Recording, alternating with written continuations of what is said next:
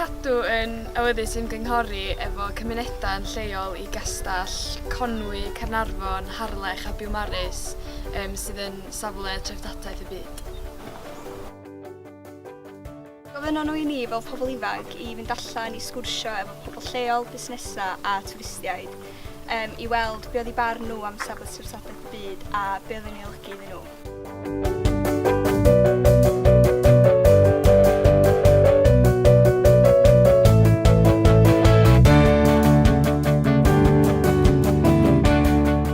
I did, yes.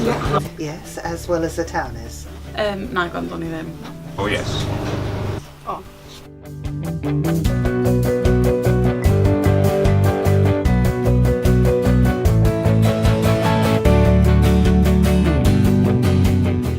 For the protection and the enjoyment for everybody in the world. I think it's one of the most important pieces of Wales that people should come and see. Golygu bod y castell, wel dim jyst y castell yma, ond hwn plus Conwy plus Biwmaris plus Harlech ar yr un rhestr o pethau fel y Taj Mahal a pethau felly. Afraid to say I don't. I just know of certain World Heritage sites and it all sounds very important.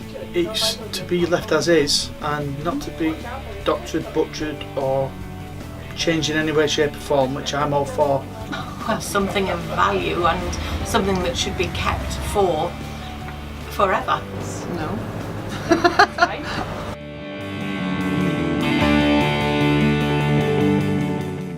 I fi fel busnes, mae'n help yn dydi, cos mae'n dod o pobl yma, a maen nhw'n dod mewn i'r siop wedyn. Maen nhw'n prynu bethau wedyn, maen nhw'n dod very da, so ni'n meddwl bod lot of help I fi. From a business point of view, people come here to come and see the castle, and then as they're walking around the walls and then they come and wander into Conwy, that obviously brings in tourism into our shop. I mean, we're pretty central to everything here, which is lucky. Mae'n anodd I ddeud achos mae lot o bobl yn dod, parcio, mynd fewn i'r castell, wedyn dod allan, mynd fewn i'r car a gadael. Well, it draws people to the community and they do a lot of events which kind of again draw people to the community and it's just a very nice thing to have in town, to be beside. Mae o'n dod â pobl o bob rhan o'r byd. Keeps this town alive, basically. Well, some am busnes heb y castell, really.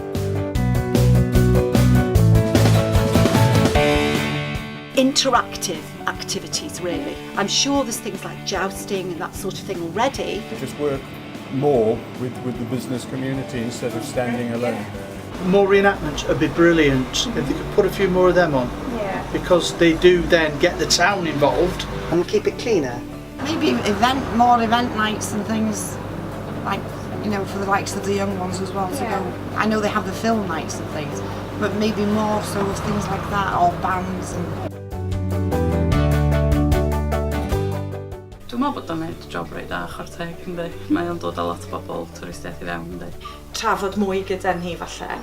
O gydweithio chydig bach mwy, dwi yn meddwl gallwn ni gyd elwa o hynna.